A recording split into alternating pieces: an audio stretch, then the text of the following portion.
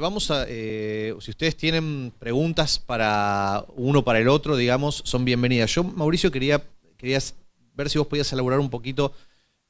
Bueno, en primer lugar quería ver si podías contarnos algún ejemplo en un poco más de detalle. Cuando vos decías, bueno, hicimos esta determinada actividad, cuando se le presenta un problema determinado, ¿cuál es ese? Dame un ejemplo de un problema. Y lo otro que te quería preguntar es que vos hablaste de que en los materiales que ustedes generan tienen un alto grado de prescripción. Y nosotros justamente estuvimos con Melina Furman en una reunión hace poco en el contexto del Ministerio de Educación Nacional argentino, y donde palpábamos que muchas de las tensiones que hay entre los actores en el ministerio tienen que ver justamente con el grado de prescripción que se les da a los materiales que se generan para docentes. Entonces yo quería preguntarte, primero hablaste de la evidencia, ¿no? Si tenés ahora como para darnos referir algún tipo de evidencia de que el grado de prescripción alto está bueno y que con un grado bajo de prescripción no está bueno. Y segundo, ¿qué quiere decir que es un alto grado? Como darnos una sensación, perdón, de que cuán alto es alto, digamos, qué significa con algún ejemplo. Bueno, empiezo con la segunda pregunta. Digamos, a nivel de prescripción, uno puede encontrar materiales de diferentes tipos. Voy a mencionar el que es altísimamente prescriptivo, que ha sido utilizado con éxito en África para la enseñanza de la lectura inicial, que es uno de los grandes problemas que muchos países no desarrollados, como es el caso colombiano, sufren. En nuestro caso, aproximadamente el 60% de los niños llegan a tercero de primaria sin poder leer realmente, sin estar en capacidad de leer. Logran descifrar a una velocidad tan lenta que pues, cuando llegan al final de la frase ya se les olvidó el comienzo, entonces no hay comprensión lectora posible porque no hay automaticidad en la lectura. En el caso de África, conozco de una experiencia en la cual físicamente, y eso es altamente prescriptivo, le entregan a los docentes una tableta y va leyendo de ahí la clase. Ahí está qué decirle a los niños, cómo abrir, qué actividad ponerles, está siguiendo al pie de la letra. Eso es altísimamente prescriptivo. Nosotros estamos trabajando en un nivel de prescripción bastante menor que ese, pero donde claramente en unas guías didácticas se le dice al docente cómo es la secuencia de actividades, empezando por definir claramente el objetivo, cómo son las secuencias de actividades, qué tipo de preguntas se sugiere que se hagan. No necesariamente se le dice haga estas preguntas, sino haga preguntas de esta naturaleza.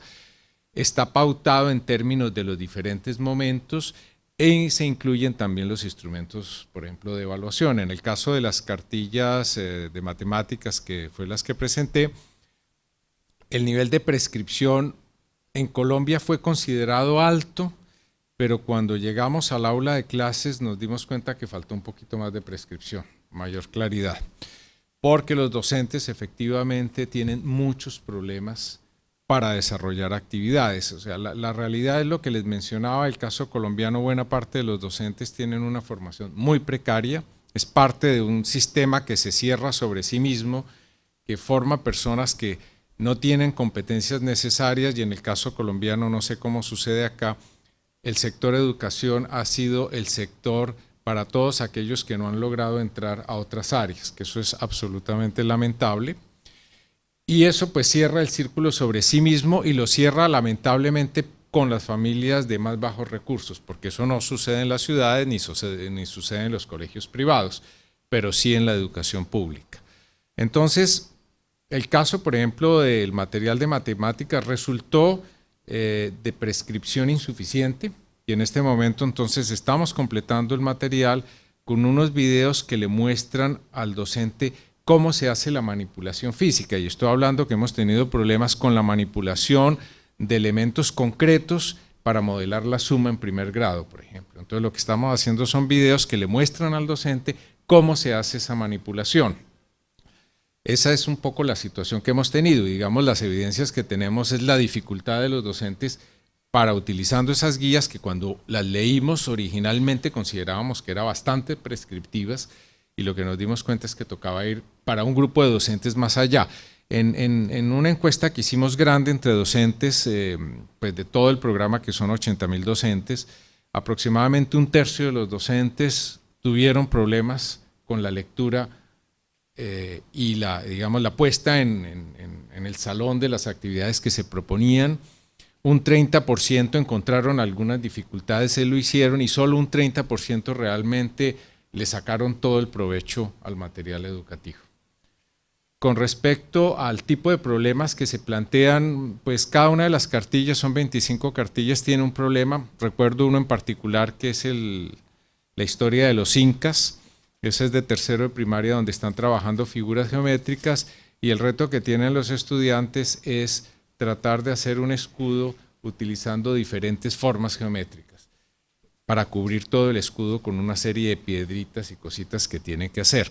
Hay muchas formas de hacerlo, y eso lleva a toda una reflexión sobre las figuras geométricas, las áreas, los perímetros, que debe resolver al final de la unidad, y pues todo el trabajo en los centros de aprendizaje pues está relacionado con este tema. Entonces siempre se plantea una historia, hay otra de unos exploradores que tienen que llevar unos bultos, unas bolsas con oro de un sitio a otro, y tienen diferentes formas de empacarlo, y tienen que tomar decisiones en problemas que tienen una serie de restricciones que se deben cumplir, y que si bien el problema tiene varias soluciones, tienen muchas que no son soluciones porque violan las restricciones. Hay otro que es el de un viaje a ver un partido de fútbol, ese es como para quinto de primaria, en el cual tienen que elaborar un presupuesto y decidir cómo van a gastar ese presupuesto, que es limitado entre diferentes actividades, escogiendo el tipo de transporte, el tipo de alimentación, el tipo de alojamiento, y ellos deben lograr una solución viable al problema. Básicamente en torno a ese tipo de problemas se plantea. ¿Y sentís que, perdón, que en ese, al resolver, quería preguntar, ¿cuánto tiempo tardan en resolver una de esas unidades? Y si sentís que eso es el juego completo que planteaba Melina, o si no lo es, y en cuyo caso, ¿qué opinión te merece la idea de juego completo? A ver, básicamente cada cartilla está para unas 6 semanas de trabajo, o sea, que el mismo problema se comienza en una semana, se estructura el problema, luego vienen una serie que normalmente van entre 4 y 5 centros de aprendizaje. Un centro de aprendizaje al interior tiene una estructura bastante compleja en términos de que hay una fase de modelamiento, hay una fase de desarrollo con los estudiantes, hay una fase de reflexión sobre lo que se aprendió ahí, hay una fase de aplicación en problemas para poner en funcionamiento y valorizar los aprendizajes. Perdón, te interrumpo. ¿Son 6 semanas para capacitar a los docentes? Ah, no, ¿O son 6 semanas de trabajo con los chicos? Estamos hablando, cada situación, problema, son 6 semanas con los chicos. Bien. La capacitación de los docentes la estamos haciendo a más largo plazo, porque estamos haciendo un acompañamiento que está planeado a 3 años. Con visitas a la escuela, con observación de aula, con actividades de talleres de preparación, con puestas en escena de todas las actividades, porque parte de lo que tratamos de hacer es que el docente viva algunas de las actividades. El problema es que no hay tiempo para que él pueda vivir todas con un facilitador, y ahí es donde definitivamente tocó entrar en el tema de los videos. Vos, Cristian, tocaste un tema que me parece que está cercano a tu corazón, lo hemos hablado varias veces tomando café, que tiene que ver con el uso de simuladores, ¿no? de básicamente realidades virtuales que existen en un ámbito digital y que, bueno, modelan algo que podría pasar o que pasó o que pasaría en la realidad. Entonces, poder estudiar la realidad desde ese punto de vista. Entonces, hay simulaciones de biología o de física. Y yo a veces siento, me da un poco de urticaria ¿no? quiero pelearme, digamos. Esas situaciones, porque pienso que la ciencia empírica lo que trata de hacer es estudiar la realidad física realmente, no una realidad que está en la cabeza de una persona que lo simuló. Quería ver qué opinión, qué sentís respecto de esto, y también, Mauricio, si vos tenés algo que agregar con respecto a esta dicotomía de cuán útil es o cuánto viola el espíritu primario de la ciencia el uso de simulaciones en computadoras. Lo que yo creo es que, digamos, por un lado hay una respuesta más cómoda, que tiene que ver con que a veces lo que se busca es simular o utilizar simuladores para situaciones que no se pueden, digamos, replicar, o que son muy peligrosas, o que son imposibles porque son muy lentas, o porque son muy costosas, o porque, bueno, son imposibles de representar. Entonces, eso por un lado tiene que ver como una justificación. Por supuesto que no hay una exclusión, ¿no? Está de más decirlo, digamos que no se excluyen mutuamente, no debe existir una o la otra.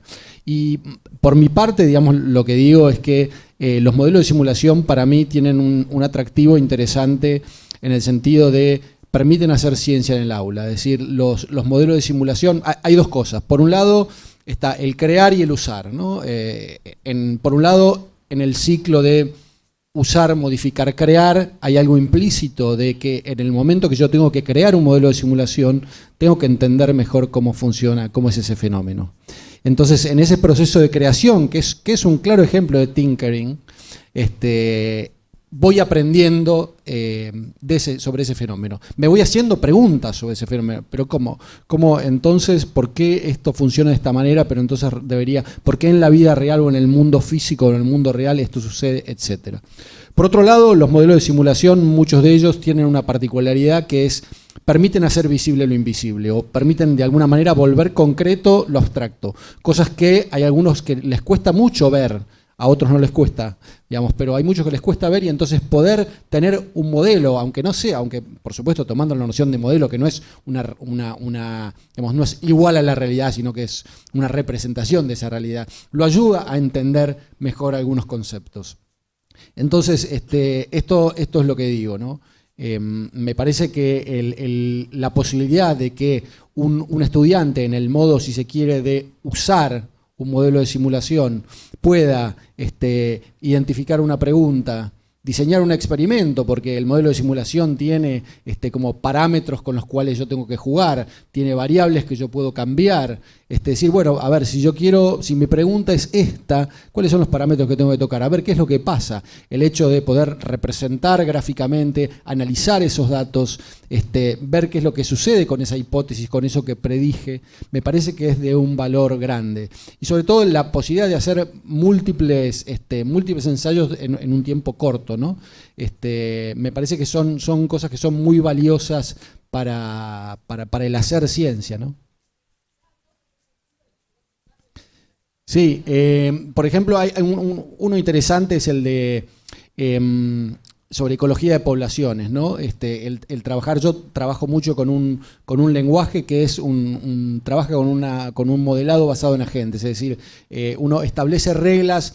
En vez de hacer el modelado matemático tradicional, donde uno diría, bueno, qué sé yo, la ecología de poblaciones se rige por 2 o 3 ecuaciones, las ecuaciones de Octa-Volterra, por ejemplo, pero que asumen que todos los individuos son homogéneos. Acá lo que se trata es de establecer reglas sobre esos individuos, entonces yo digo, bueno, tengo una población de ovejas. Tengo tantas ovejas, tengo tantos lobos y tengo una cantidad determinada de pasto. Bueno, las ovejas comen pasto, y cuando comen pasto ganan energía, cuando se mueven pierden energía. Los lobos ganan energía cuando se comen las ovejas.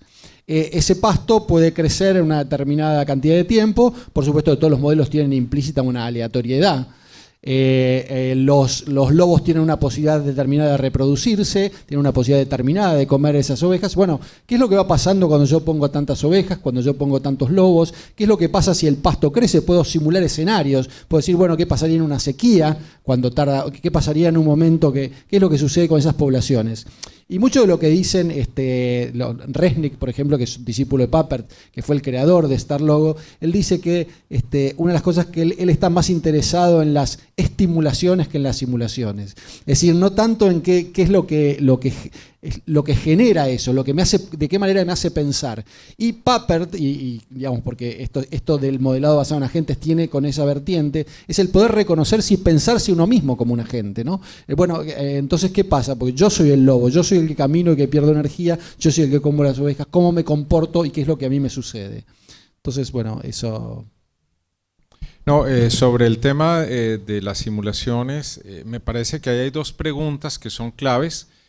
La primera es si uno puede aproximar el mundo natural vía simulaciones para aprender del mundo natural, y una bien diferente es la que se plantea y es la simulación es parte del trabajo científico y tecnológico. Construimos simuladores para poder inferir cosas que no podríamos fácilmente inferir. Y de hecho la ingeniería está basada en simulaciones y modelos que le permiten a uno anticiparse a si un material va a funcionar o no en ciertas condiciones sin tener que hacer la prueba después y eventualmente poner en riesgo vidas humanas. Entonces, desde la perspectiva de construcción de modelos, creo que ese es un aprendizaje fundamental, aprender a construir modelos, aprender a saber que tienen limitaciones, detectar las limitaciones y saber interpretar los resultados. Del otro lado está el tema de si uno puede aproximar el mundo natural desde la perspectiva de usar un modelo. En una de las investigaciones que trabajo con unos colegas en Francia, hemos estado tratando de comparar qué diferencia hay en el aprendizaje entre aproximar un fenómeno dado físicamente, enfrentado a él, de forma teleoperada o simplemente con un simulador de por medio. Y hasta este momento no hemos encontrado grandes diferencias y la literatura no es concluyente. Hay cosas que van para un lado y para otro, no hay realmente nada muy concluyente en ese tema. Sí, una cosa más que me gustaría aportar tiene que ver con el advenimiento de nuevas disciplinas que posibilita la tecnología, como por ejemplo la biología computacional.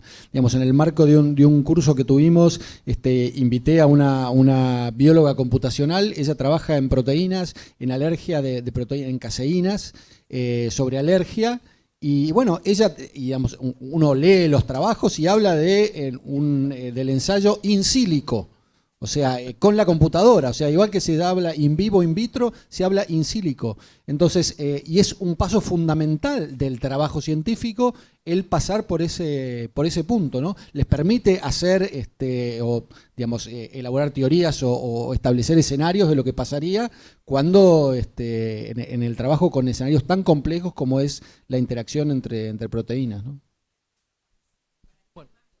Sí, estoy hablando de... Sí.